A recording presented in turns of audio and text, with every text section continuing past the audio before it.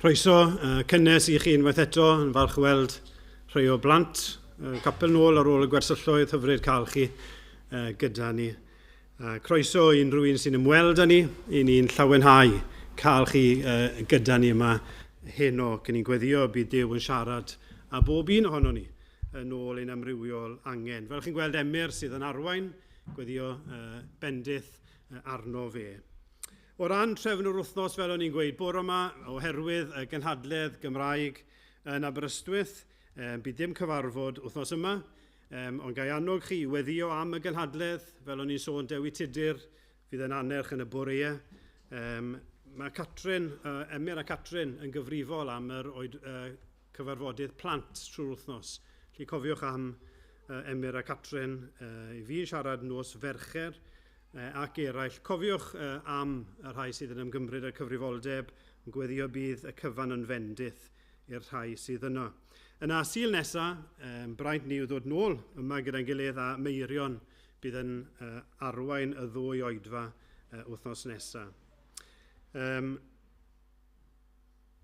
Fel o'n i'n gweud bore yma, ni yn llawenhau yn diolch am y diogelwch fuodd yn y gwersylloedd. Ni'n parhau i ddiolch i Dduw am hynny. Ni'n parhau i gofio am y gwaith wneithbwyd yn yr Eisteddfod. Mae'r ysbryd yn gallu atgoffa pobl. Felly ni'n parhau i weddio am y gwaith yna. Gwaith Beach Missions hefyd.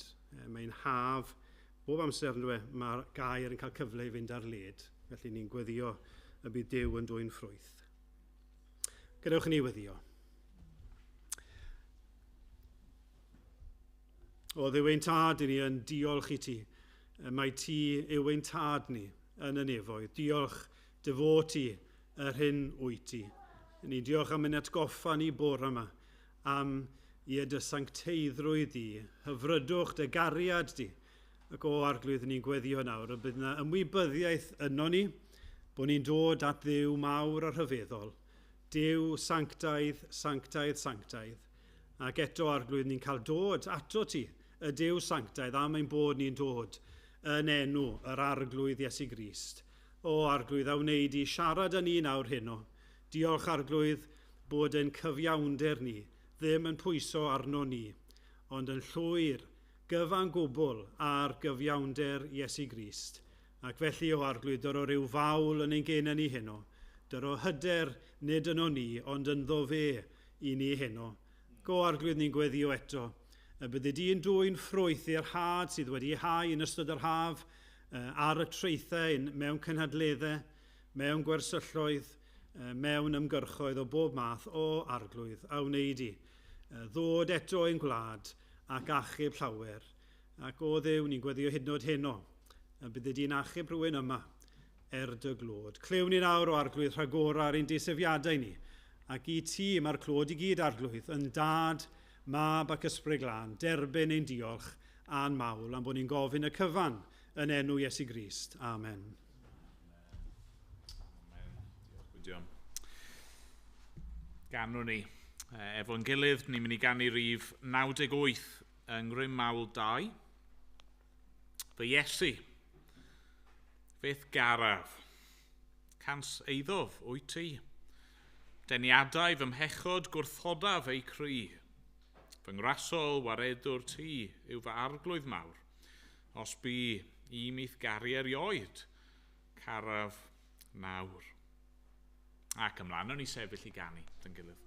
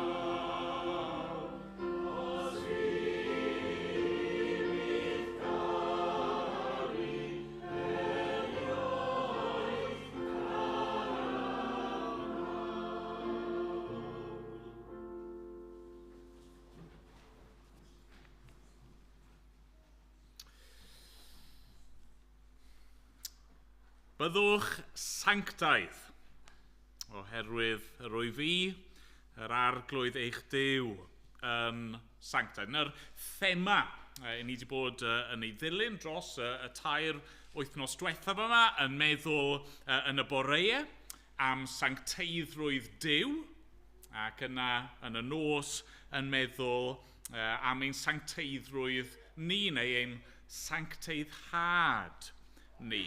A fel wedes i bore yma, be fi wedi trio gwneud yw cysylltu y bore a'r nos. A felly, yr wythnos gyntaf, nathon ni ddechrau yn dod yn y bore, yn meddwl am Dduw a'i sancteiddrwydd ofnadwy, y sancteiddrwydd awesome yna. Fod Duw ar wahân ac yn bir yn ei sancteiddrwydd. A felly yn y nos, be welon ni, wel, os mae dyna sut un yw Duw, yna i ni fod mewn perthynas gyda fe, mae'n rhaid i ni fod yn sanctaidd. A dyna sy'n digwydd i'r Cristion. Mae'n cael ei osod ar wahân, a'i gyhoeddi yn sanctaidd. Yna, wythnos diwetha, o'n i'n meddwl yn y bore am brydferthwch sancteiddrwydd Duw, bod ei sancteiddrwydd e'n rhywbeth hyfryd sydd yn ein denu ni ato fe. A felly, yn y nos, o'n i'n gweld y ffordd mae'r Cristion nawr eisiau nesau at Dduw, eisiau dod yn fwy ac yn fwy tebyg, eisiau tyfu mewn sancteiddrwydd. Bore yma, nathon ni feddwl am Dduw yn ei sancteiddrwydd fel Duw byw, Duw cariad, cariad tragwyddol. Dwi ddim yn syndod felly heno bod ni'n mynd i edrych ymlaen fel petai i'r sancteiddrwydd tragwyddol mae'r Cristion yn mynd i'w brofi ym mhresenoldeb Duw am byth. A ni'n mynd i wneud hynny trwy droi heno at y llythyr at yr Hebreaid. Pennod 12 ac adnodau 14 i 29.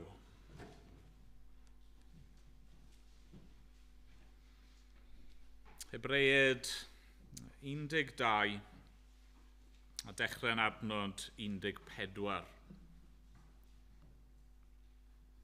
Dyma air Duw.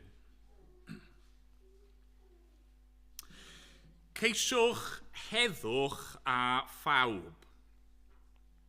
Ar bywyd sanctaidd hwnnw nad oes modd i neb weld yr arglwydd hebddo. Cymerwch ofal na chaiff neb syrthio yn ôl oddi wrth ras Duw. Rhag i ryw reiddyn chwerw dyfu i'ch blino ac i lawer gael ei llygru ganddo. Na foed yn eich plith unrhyw un sy'n anfoesol neu yn halogedig, fel esau, a werthodd ei freintiau fel etifedd am bryd o fwyd. Oherwydd fe wyddoch iddo ef pan ddymunodd wedi hynny etifeddu'r fendith gael ei wrthod. Oherwydd ni chafodd gyfle i edifarhau iddo grefu am hynny a dagrau.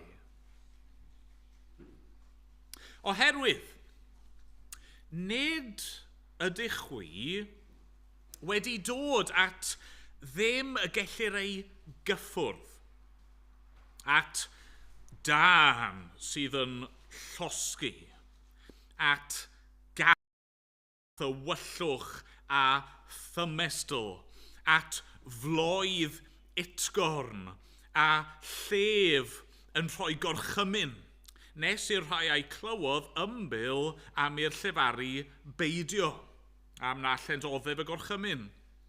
Os bydd anifail hyd yn oed yn cyffwrdd ar mynydd, rhaid ei lybyddio. A chan mor ofnadwy oedd yr olygfa, dwedodd Moses y mae arnaf arswyd a chryndod.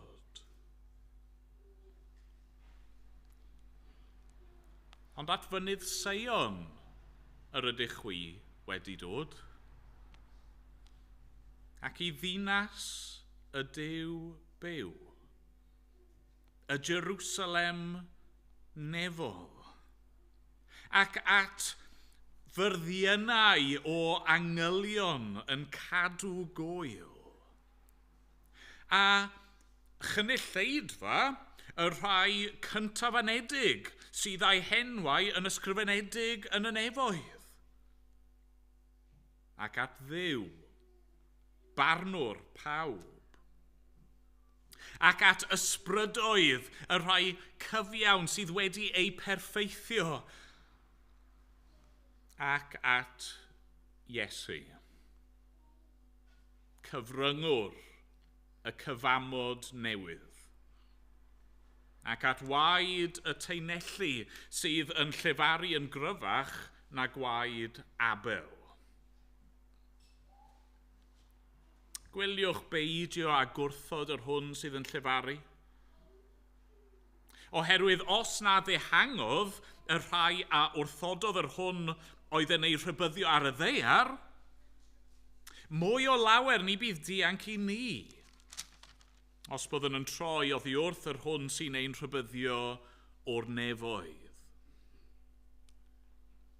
Siglodd ei lais y ddaear y pryd hwnnw, ond yn awr mae wedi addo unwaith eto rwy fi am ysgwyd nid yn unig y ddaear ond y nefoedd hefyd. Ond mae'r geiriau unwaith eto yn dynodi bod y pethau a siglir fel pethau wedi eu creu i gael eu symud mwyn i'r pethau na siglir aros. A felly, gan ein bod yn derbyn teyrnas ddisigl,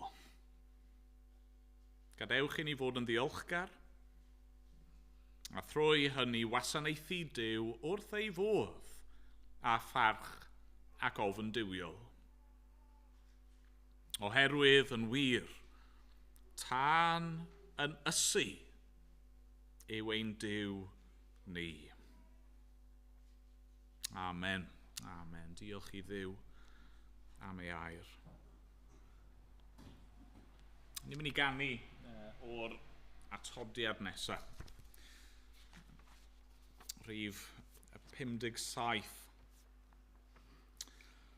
Mae'r hyn i newydd i ddarllen.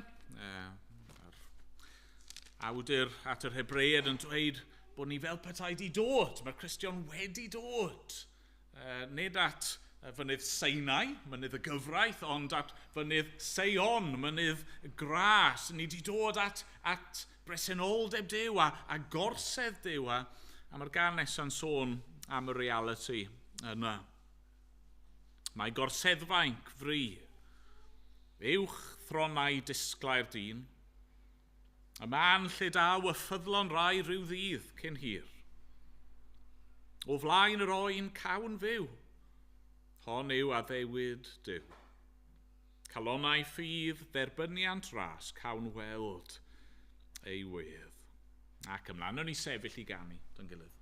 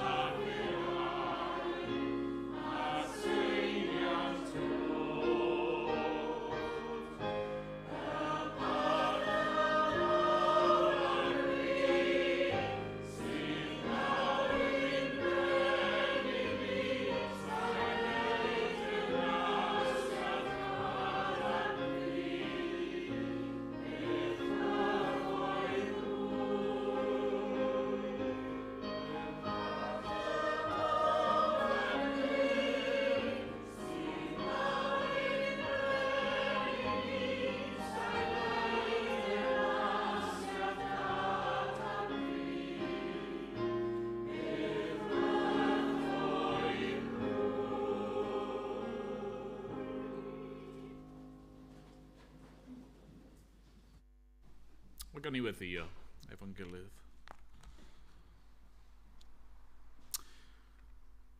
O arglwydd ein Duw, i ni yn diolch i ti. Fel rydyn ni newydd i gannu fod yna orsedd, fri, uwchben pob gorsedd arall. I ni'n diolch dy fod ti o Dduw yn frenin ac yn teyrnasu a fod awdurdod i uwchben pob awdurdod arall. I ni'n diolch mae yr arglwydd Iesu Grist yw brenin brenhinoedd ac arglwyddi. A ni'n diolch bod ni wedi darllen am hyn hefyd. Yn diolch am yr disgrifiad rhyfeddol yna i ni wedi darllen o fynydd Seion a'r Jerusalem nefol. I ni'n diolch arglwydd o amgylch dy bresenoldeb di, o amgylch dy orsedd di yn awr, fod yr angylion yn moli. A fod yr saint hynny sydd wedi marw yn dyfolu di. A ni'n diolch bod ni heno yn ymuno yn y moliant yna. Arglwydd, ni'n diolch, mewn un ystyr bod ni'n barod wedi cyrraedd diwedd y daith oherwydd bod ein bywyd ni yng Nghrist a'i fod yn awr yn y nefoedd wedi mynd o'n blaenau i baratoi lle ar ein cyfer ni. Arglwydd, ni'n gweddio wrth i ni feddwl am y pethau hyn, bydden nhw yn rhoi rhyw wefr i ni, rhyw thrill yn ein calon. Wrth i ni feddwl am dy fawredd di a dy sancteiddrwydd di, ac wrth i ni feddwl am yr hyn sydd o'n blaenau ni. Diolch arglwydd am yr gobaith yna. Yr gobaith sicr a thragwyddol sydd gan y Cristion. Dad, i ni ddim angen ofni y fori, ni ddim angen ofni y dyfodol. Arglwydd, i ni ddim angen ofni marwolaeth na'r hyn sydd yn dilyn. Oherwydd i ni'n gwybod trwy ffydd yr hyn sydd o'n blaenau ni. Dad, i ni'n gweddio heno y bydd unrhyw un sydd ddim eto wedi credu yn cael ei hysgwyd gan y geiriau yma, yn cael ei sobri. Arglwydd, wrth glywed amdano ti o Dduw fel barnwr pawb, ac wrth feddwl am yr farn yna sydd i ddod. Arglwydd, ni'n gweddio bydd y neb yma, yn gadael hi'n rhy hwyr fel petai. Ond yn dygeisio di tra gellir dy gael di.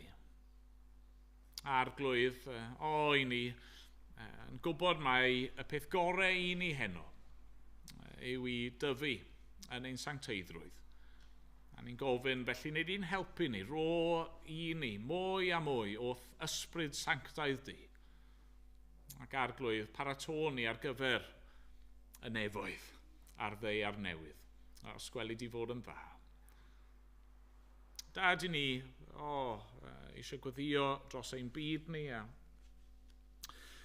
arglwydd yn ymwybodol fod Ukraine a Rwsia a'r sefyllfa yna yn ddangos yn y newyddion eto, a ni'n gweddio bydde di yn dod â heddwch. Arglwydd y bydde di yn dod â diwedd i'r gwrthdaro a'r ymladd a'r lladd yno. Os gweli di fod yn dda. Dad, ni'n gweddio wneud di warchod y bobl di yn y wlad honno, ac arglwydd y bydde dy eglwys di yn gallu cynnig gobaith i'r rhai hynny mae i bywyd nhw yn deilchion arglwydd. Ond diolch fod gennym ni obaith tragwyddol. Dad, ni'n gweddio am rannau eraill o'r byd, yn meddwl am ardaloedd fel Pakistan, yn gwybod fod yna drychinebau, yn gwybod fod yna ddioddefaint mawr yn gwynebu pobl. Arglwydd, os i ni, os mae'r byd yma yw'r cwbl sydd ar gael, os mae'r bywyd yma yw'r cwbl sydd, byddai hynny mor druenus, Arglwydd. Diolch i ti felly fod yna, fywyd. Diolch fod yna, dragwyddoldeb ar gael gyda thi. Dad, ni'n gwyddio eto, ni di helpu dy bobl di. Mhob rhan o'r byd, helpa ni i rannu'r gobaith yna gyda'r eraill. Os gweli di fod yn dda. Dad, maddau ni'n gallu bod mor araf i sôn amdano ti. Arglwydd, ni'n gallu bod mor swil i ddweud wrth eraill am yr efengyl. Dad, maddau ni a helpa ni. Os gweli di fod yn dda. Dad, clyw ein gweddi ni. Ni'n cyflwyno eglwysu Caerdydd yn diolch i ti fod gen ti dy bobl di yma mewn ardaloedd gwahanol yn trial cyrraedd pobl gyda'r newyddion da.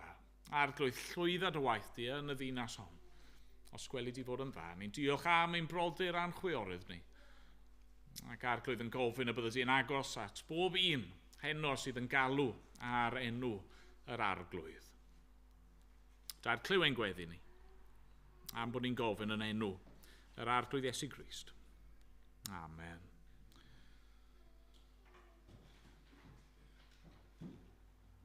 Amen.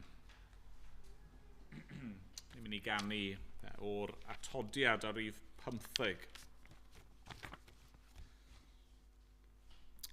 Dyledwr i ras ydw i fi. A'r pennill ola'n dweud hyn, mae fy enw ar gledr ei law. Nid byth ei dileir tra bydd byw. Mewn nodau parhaol ei ras, fe'i seliwyd ar galon fy niw. Parhaf hyd y diwedd mi hwn, cyn sicred ar ernes roi sef. Mwy llawen ond nid yn fwy saff yw hyfryd ysbrydoedd y nef. Nawn ni sefyll i ganu.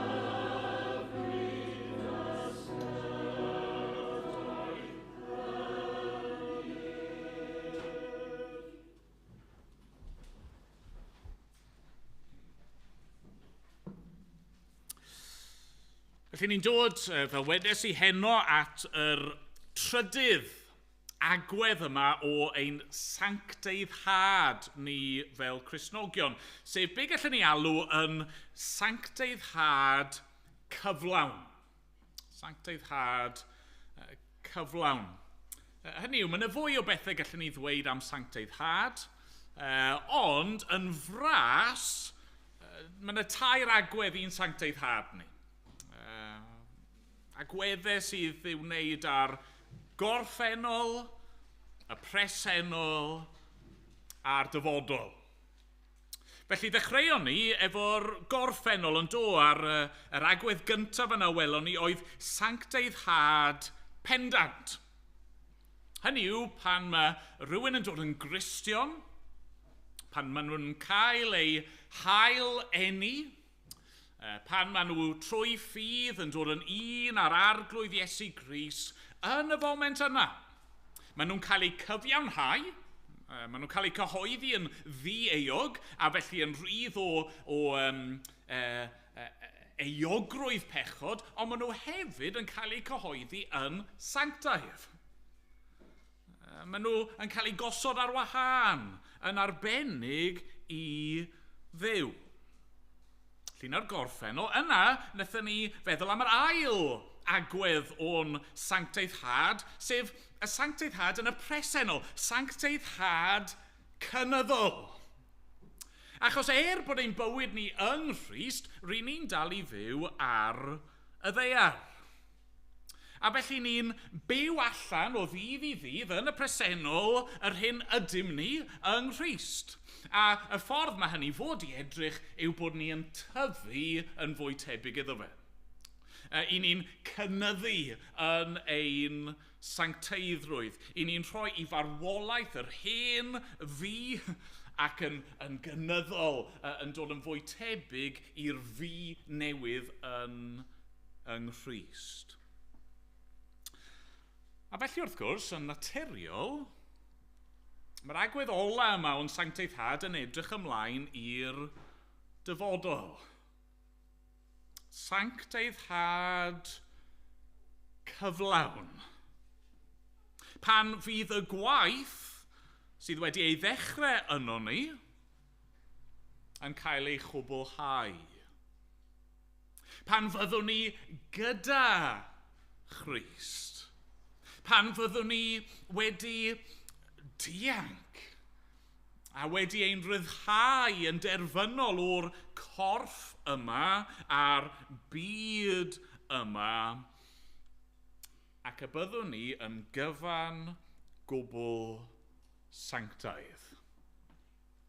Nawr fi eisiau ni feddwl am yr agwedd yma wrth droi at Hebreaid pennod 12. Ond wrth i ni droi at yr adran ddarllenon ni, mae'n rhaid i fi just nodi cwpl o bethau. Gyntaf i gyd, mae'n rhaid i fi gydnabod, mae nid dyma yw prif pwynt y testun. Okay? Nid just dysgu am sancteiddhad cyflawn mae'r adran ddarllenon ni yn Hebreaid 12. Okay? A felly mae yna lot o bethau yn yr adran ddarllenon ni fi ddim yn mynd i fod yn cyffwrdd â nhw. Fi ddim yn mynd i fod yn delio gyda nhw. Falle byddwch chi lot o gwestiynau. Beth oedd hwn yn golygu? Be mae hwn yn golygu? Sori, sa'n mynd i roi'r ateb yn y bregaeth. Allwch chi ddod i holi a gawn ni drafod ar y diwedd. A peth arall sydd just yn amlwg angen nodi yw fod Hebreaid 12 yn dod cyn Hebreaid 13, sef pennod olaf y llythyr. Okay, so ni bron a bod ar ddiwedd y llythyr yma ac mae yna lot o bethau wedi cael ei dweud yn barod yn y llythyr a ni yn cyrraedd rhyw fath o uchafbwynt fan hyn. A felly cyn i ni ystyried beth mae'r testun yn dweud am sancteiddhad, falle bod e'n help i ni jyst i atgoffa'n hunan o be mae'r llythyr yma yn bytu. Ac wrth gwrs, be mae'r llythyr yma i gyd wedi bod yn dadle yw hyn. Mae angen i'r Cristion edrych lan ac edrych ymlaen. A peidio mynd yn ôl. Roedd rai Cristnogion, neu pobl oedd yn galw eu hunan yn Gristnogion, rai aelodau o'r eglwys gynnar fel petai, ond nhw wedi bod yn dechrau cefnu ar y ffydd. Ond nhw wedi bod yn mynd yn ôl ac yn dychwelyd at hen drefn pethau, at yr hen drefn Iddewig. A felly be mae'r awdur wedi bod yn dangos tro ar ôl tro, pennod ar ôl pennod, yw fod hynny yn ffolineb. Pam ych chi'n gwneud hyn? Edrychwch ymlaen, edrychwch lan. I ni wedi derbyn y cyflawniad yng Nghrist. Mae'r hen testament, yr hen ffordd o wneud pethau, ond nhw i gyd yn gysgodion am y reality, y cyflawniad gyda ni yn Iesu. A felly, chymod, mae wedi sôn am angylion, a Moses, a Joshua, a'r archoffeiriaid, a'r aberthau, a'r deml, a dro ar ôl tro mae wedi dangos a profi fod Crist yn rhagori arnyn nhw i gyd. A chi'n gweld dyna lle ni wedi cyrraedd felly ym mhennod 12. Ni'n cyrraedd rhyw fath o uchafbwynt fan hyn lle mae'r awdur yn dweud, peidiwch mynd nôl at Sinai. Pam byddwch chi'n mynd nôl? Hynny oedd Sinai yn iawn ar y pryd. Oedd mynydd Horeb, falle nhw'n ni am bore yma, yn iawn ar y pryd fel rhan o hanes yr iachawdwriaeth. Ond chi ddim fyna chi wedi dod. Chi fod wedi dod at Sion. Chi fod wedi dod at fynydd yr addewid. Chi fod wedi dod at yr reality. Felly peidiwch mynd yn ôl. Nawr, wrth i ni edrych ar yr adran yma, fi'n credu ni'n gallu tynnu allan sawl peth sydd yn arwyddocaol am ein sancteiddhad ni. Felly'r peth cyntaf eisiau ni nodi yw hyn, ein nod. Ein nod. Hynny yw, yn yr adran yma, ni'n clywed am yr hyn sydd fod yn nod ar ein cyfer ni. Nawr, mae'r awdur yn barod i dweud yn doch yn cofio yn gynt ym mhennod 12 fod angen i'r Cristion gadw ei olwg ar Iesu, awdur a pherffeithydd ffydd. A felly gallwn ni ddweud mai dyma yw ein nod ni nawr. Dyma yw ein targed ni. Sancteiddhad cyflawn yng Nghrist yw y llinell derfyn mae'r Cristion yn redeg tuag ato fe. A mae eisiau ni gofio hynny. Keep your eyes on the prize. Yn adnod 23 wrth ddisgrifio yr mynydd yma, mynydd Sion a'r Jerusalem nefol, ni'n clywed cyfeiriad yn dini yn adnod 23 at ysbrydoedd y rhai cyfiawn sydd wedi ei perfeithio. Pwy yw'r rhain? Pwy yw'r rhain? Wel, dyma eneidiau pobl yr arglwydd sydd wedi mynd yn barod i bresenoldeb Duw. Dyma rhai sydd wedi ymadael ar byd yma, ac wrth farw wedi ei rhyddhau yn derfynol o fagle pechod. Dyma'r saint sydd wedi mynd adre, sydd wedi mynd a sydd nawr yn barod ym mhresenoldeb Duw a'r arglwydd Iesu Grist. Ysbrydoedd y rai cyfiawn sydd wedi ei perfeithio. Na chi ddisgrifiad hyfryd yn dyfa? Dyma rhai oedd yn barod yn gyfiawn yng Nghrist. Ond nawr, maen nhw wedi cyrraedd diwedd y daith. Nawr, maen nhw wedi ei perfeithio. Nawr, mae pechod yn rhywbeth sydd dim ond yn y gorffennol iddyn nhw. Dyw e ddim yn rhan o'i presennol nhw mwyach, yn sicr dyw e ddim yn rhan o'i dyfodol nhw. Nawr, wrth gwrs, mae'r eneidiau yma, yr ysbrydoedd yma, maen nhw'n dal i aros am gorff newydd, fi'n derbyn hynny. Mae yna fwy i'w ddweud pan fydd yr arglwydd Iesu yn dychwelyd ac yn casglu ei holl bobl ac yn barnu, ac pan fydd yna nefoedd a dear newydd a bydd e'n rhoi cyrff newydd i'w saint, yny mae hwnna i ddod eto. Ac eto, nhw yw yr rhai cyfiawn sydd wedi ei perfeithio. A chi'n gweld felly i ni fel Cristnogion, dyna yw ein nod. Dyma rydyn ni yn edrych ymlaen iddo fe. Dyma ni'n deheu amdano fe. Dyma sydd yn disgwyl amdano chi. A felly, os yw hynny'n wir, os mae dyma yw ein nod, mae angen i ni fod yn paratoi ein hunain ar gyfer yn does. Eisiau chi ddychmygu am foment bod chi'n mynd ar eich gwyliau. Mae rai wedi bod ar ei gwyliau. Ond chi'n mynd ar eich gwyliau i rhywle pell, rhywle gwahanol iawn i adre. Chi'n methu jyst mynd fel ydych chi. Chi'n gorfod paratoi. Weithiau, pan mae pobl yn mynd yma, y rai yma sydd yn byw ochr arall y byd, weithiau pan chi'n mynd i rhywle mor wahanol, chi'n gorfod paratoi eich hunan, chi'n newid eich patrwm cysgu efallai, yn barod ar gyfer yr hyn sydd i ddod. Mae'r union yr un peth yn wir amdano ni fel Cristnogion. Ni'n edrych ymlaen. Dyma sydd o'n blaen ni. Dyma yw ein deheuad ni. A felly mae eisiau ni baratoi ein hunan. Os allai ddarllen o lythyr cyntaf Ioan. Mae'n sôn am hyn yn dydy. 1 Ioan pennod 3. Gwrandewch ar hyn.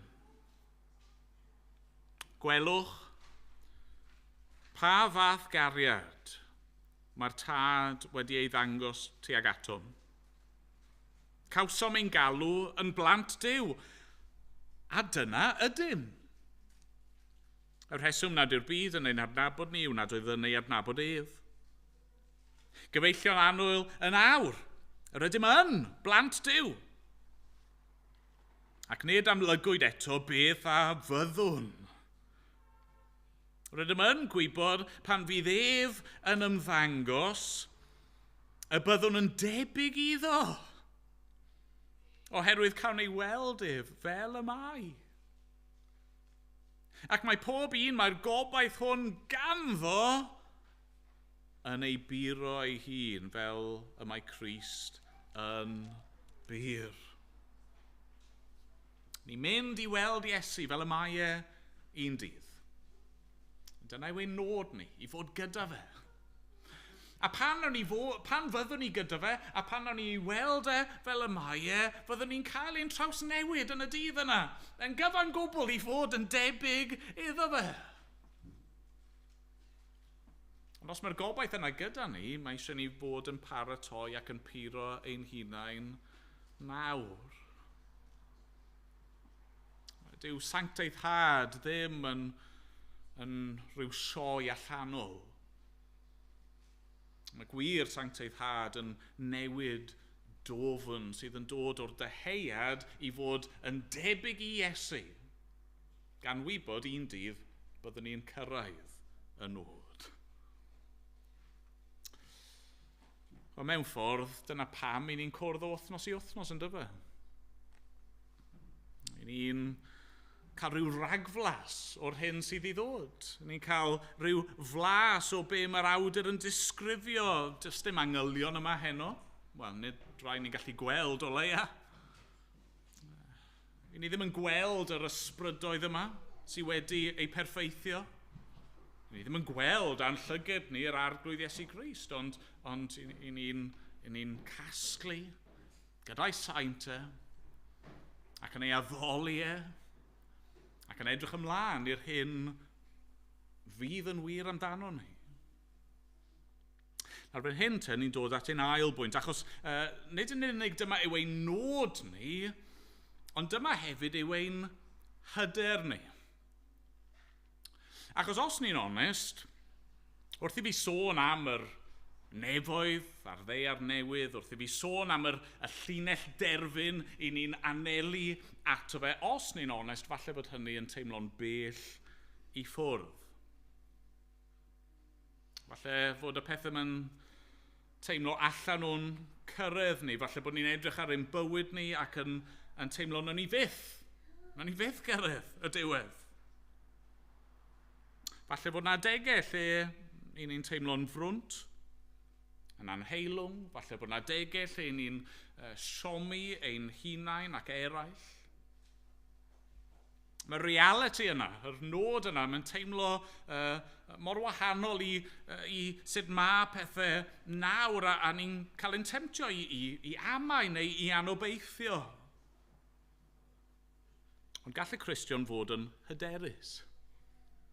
Sut? Wel, edrychwch ar nod 23 eto. O 22 a 23. Ni'n dod at fynydd Seion, i ddinas y Duw byw, y Jerusalem nefol, ac at fyrddionau o angylion yn cadw gwyl, a chynulleidfa y rhai cyntaf anedig sydd â'i henwau yn ysgrifenedig yn y nefoedd. Pwy yw'r rhain? Pwy yw'r rhai yma'r cyntaf anedig sydd â'i henwau yn ysgrifenedig yn y nefoedd? Ydy yr awdur yn disgrifio yr un bobl ni wedi meddwl amdano nhw yn barod? Wel, nag e. Mae'n cynnwys nhw, wrth gwrs. Mae enwau yr saint sydd wedi marw yn ysgrifenedig yn llyfr Duw, ond mae'n sôn amdano ni. Mae'n sôn amdano ni, y rai sydd heb gyrraedd y llinell derfyn eto, y rai sydd yn dal i fod yn yr corff yma. Ni yw y cyntaf anedig a'n henwen ni yn ysgrifenedig yn y nefoedd. Ni yw rai, fel ni'n darllen yn adnod 28, sydd yn derbyn teyrnas ddisigl. Na reality. Os ych chi'n Gristion, dyna sydd yn wir. Falle bod ni yn sigledig. Ond dyw e ddim, a dyw ei deyrnas ddim. Chi'n gweld dyw ein sicrwydd ni o gyrraedd y nod, o gyrraedd diwedd y ras fel petai, dyw e ddim yn dibynnu arno ni. Ond arno fe.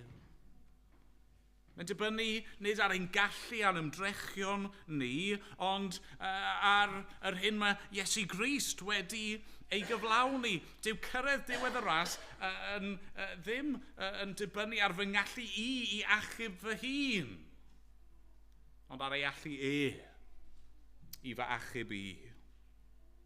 A felly gallwn ni fod yn hyderus. Nid hyderus yn o'n un hunan, ond hyderus yng nghynllun achubol Duw.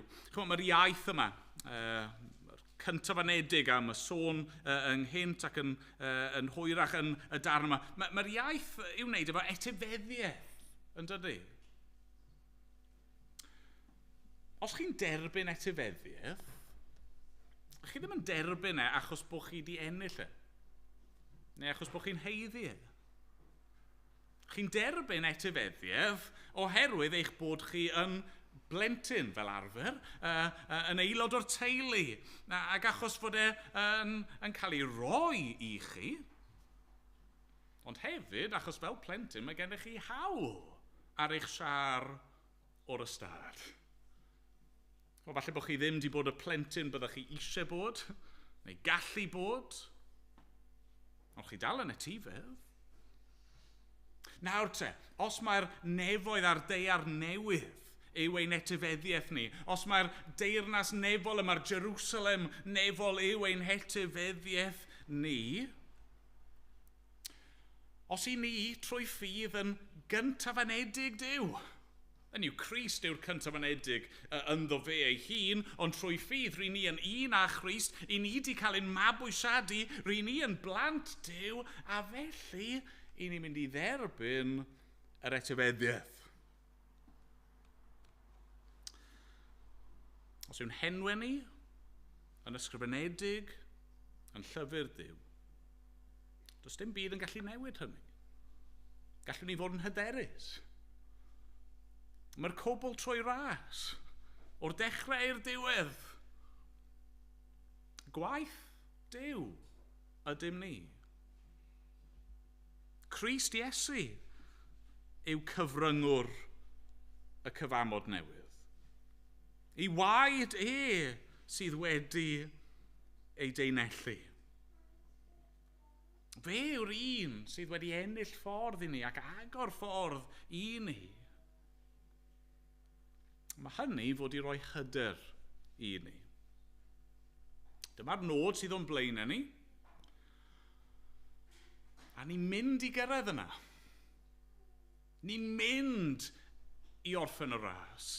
Ni'n mynd i gael ein perfeithio gyda gweddill y rhai mae Duw trwy ei ras wedi achub. Os ydy Duw wedi dechrau gwaith da, yna mae'n sicr o'i chwblhau hi.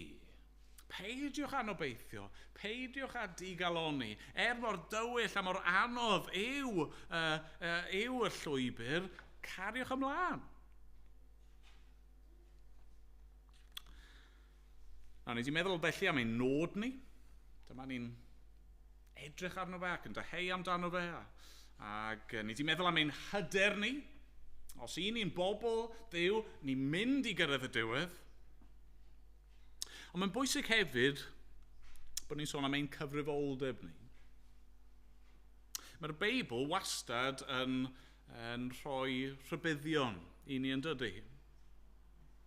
Achos wrth i ni glywed am ein nod, wrth i ni glywed am yr hyder yna gallwn ni gael fel pobl Dduw, mae'n y berygl.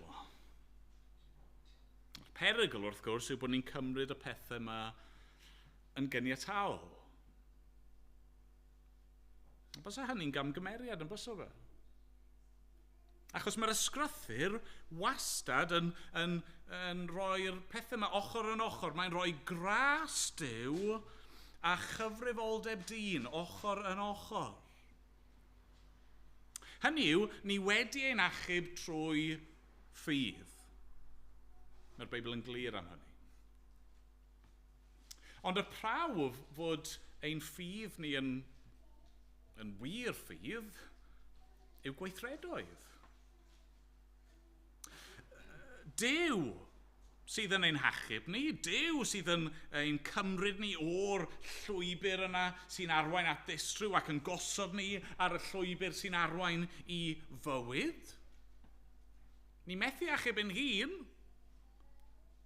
Ac eto, y dystiolaeth fod rhywun yn cerdded y llwybr yna ac yn rhedeg y ras yna yw ei bod nhw'n cario ymlaen i'r diwedd. Yr un sy'n paru i'r diwedd fydd gadwedig. Chi'n gwybod beth sydd angen i ni sylweddoli yw hyn, os mae'r arglwydd Iesu a'r sancteiddhad cyflawn yna yw ein nod ni, go iawn. Ac os i ni felly yn hyderus ynddo fe ac yn ei allu i'n cynnal ni tan y diwedd, mae hynny yn sicr o ddangos ei hun yn ein bywydau ni. Ga i roi darlun i chi, darlun silly mewn gwirionedd. Mae rai ohonoch chi'n gwybod, mae un o fy nghas fwyd iddi yw tomatos. Okay? Fi'n okay efo tomato mewn sos fel bolognese, ond fi'n casau tomatos amrwd. Echa fi. Nawr, dychmygwch bod fi'n dweud wrthoch chi rhyw ddydd. Mae rhywun yn garedig iawn di roi anreg i fi. Maen nhw wedi rhoi tocyn i fi i fynd i ryw oil tomatos. Ac, yn yr oil yma, so falle bod na un rhywle, sa'n gwybod, sa'n ei edrych, ond yn yr tomato festival ryngwladol, mae popeth ar y thema tomatos, ac mae dyn nhw pob math o tomatos gwahanol, a y peth gorau am y lle yw chi'n gallu bita cymaint a chi moyn. A fi'n dweud wrthoch chi, fi di derbyn y cynnig. Mae'r person wedi'r cynnig tocyn i fi a fi di cymryd a fi'n mynd. A fi'n edrych ymlaen. Fi'n gyffroes. Bysa chi'n credu fi? Y gwir yw, bysa lle ydych chi ei amau. Pam? Wel, achos os ydych chi'n edrych ar y mywyd i, be fyddwch chi'n gweld? Wel, rhywun sydd ddim yn bita tomatos, sydd ddim wir hyd yn oed eisiau cyffwrdd tomatos, fi ddim eisiau paratoi tomatos i rhywun arall hyd yn oed. Os fi'n cael pryd o fwyd gyda tomatos ynddo fe, a mae'r chunks yn rhy fawr, na i dal pigo nhw mas yn aml iawn. Chymod, dyw y mywyd i ddim yn dangos o gwbl beth i fi'n dweud yw fy neheuad i. Mae'r Cristion yn sanctaidd.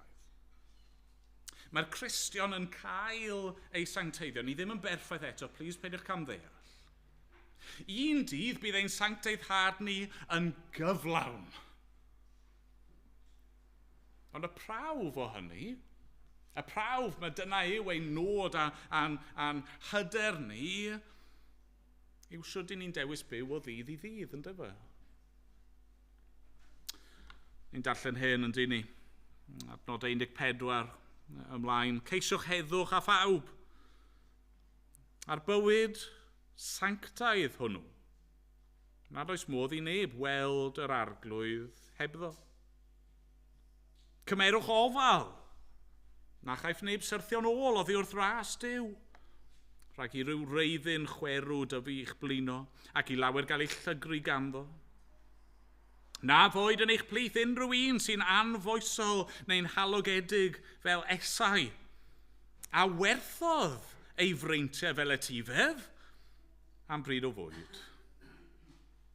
Oherwydd fe wyddoch iddo ef pan ddymunodd wedi hynny etifeddu'r fendith gael ei wrthod. Oherwydd ni chafodd gyfle i edyfarhau, iddo grefu am hynny a dagrau.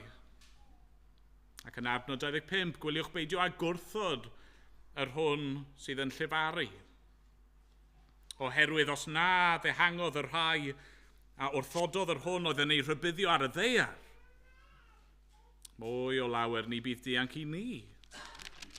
Os byddwn yn troi oddi wrth yr hwn sy'n ein rhybuddio o'r nefoedd. Mae Duw yn rhoi y rhybuddion yma yn ei air. Mae'n atgoffa ni o'n cyfrifoldeb ni. Yn atgoffa ni fod yna ffordd o fyw sydd yn brawf o pwy ydych chi a beth yw eich dyfodol chi. A mae Duw yn rhoi'r rhybuddion yma mwyn cadw ei saint. Ac mwyn cywiro a disgyblu ac adfer ei saint. A felly heno, peidiwch bod yn feiddgar. Peidiwch cymryd y pethau mewn gyniataol. Peidiwch chwarae o gwmpas fel petai gyda daioni Duw ac amynydd Duw. Os ych chi'n dweud bod chi'n Gristion, os ych chi'n dweud mae yr sancteiddhad cyflawn yna yw eich dymuniad chi, cael bod gyda Iesu a bod yn debyg iddo fe, am beth? Byddwch sanctaidd. Byddwch sanctaidd, medde Duw, fel yr o'i fi yn sanctaidd. Ceisiwch sancteiddrwydd, medde Duw. Achos y gwir yw, os mae Crist yw ein nod, ac os mae Crist yw ein hyder, fe fyddwn ni yn cymryd y cyfrifoldeb yma o ddifri. Nes y dydd cawn ni ei weld a bod yn debyg iddo. Diolch iddo. Amen. Amen. Gawn ni air o weddi cyn bod ni'n canu. O, arglwydd ein Duw, i ni'n diolch i ti. Ie, unwaith eto, am bwy o'i ti, y Duw sanctaidd, ac yn diolch dy fod ti yn ein galw ni i fod yn sanctaidd hefyd. Arglwydd ni'n diolch i ti. Mae ti yw'r Duw o gariad tragwyddo. A felly arglwydd fod yn sanctaidd ni hefyd yn un sydd yn y gorffennol, y presennol ac yn mynd i gael ei chyflawni yn y dyfodol. Arglwydd i ni yn dyheu am y dydd hwnnw. Arglwydd i ni'n cysau ein pechod ni. I ni'n gofyn arno ti i'n sancteiddio ni yn fwy ac yn fwy. Ac arglwydd i gadw ein traed ni rhag syrthio. Nes i ni gyrraedd y llinell derfyn a nes i ni gyrraedd presenoldeb Crist ei hun. Dad, diolch i ti. Ac unwaith eto, ni'n gofyn arno ti i bwyso'r pethau yma arno ni, ar ein meddyliau a'n calonau ni. A mynd bod ni'n gofyn yn enw yr arglwydd Iesu Grist. Amen. Amen.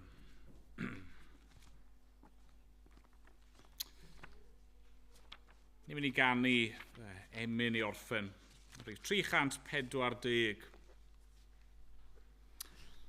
Nes i sôn yn gynharach fod yr eglwys fel rhyw ragflas yn dod i o'r nefoedd a dyna mae'r emyn yma'n cyfleu hefyd. Arglwydd gad i'n dawel orffwys. Dan gysgodau'r palmwydd clud, lle'r eistedd pererinion ar ei ffordd i'r nefol fyd. Ac yna'r bennill ola. Arglwydd, dal ni. Nes mynd adre. Nid yw'r llwybr eto yn faith. Gwened heilwen ar ein henaid wrth nesau at ben y daith.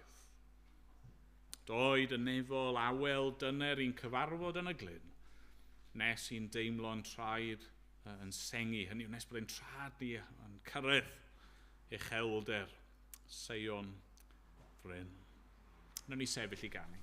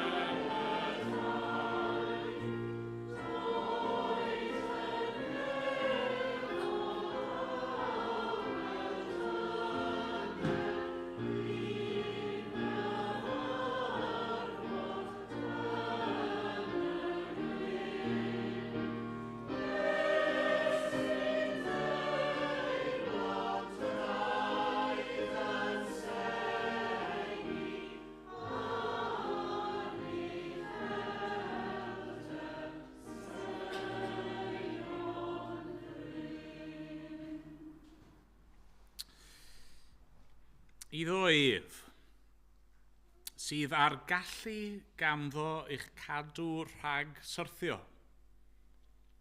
a'ch gosod yn ddi-fai a gorfoleddus ger bron ei ogoniant. Iddo ef, yr unig Dduw, ein gwaredwr, trwy Iesu Grist ein harglwydd, y byddo gogoniant a mawrhydi, gallu ac awdurdod, cyn yr oesoedd ac yn awr a byth bythoedd. Amen.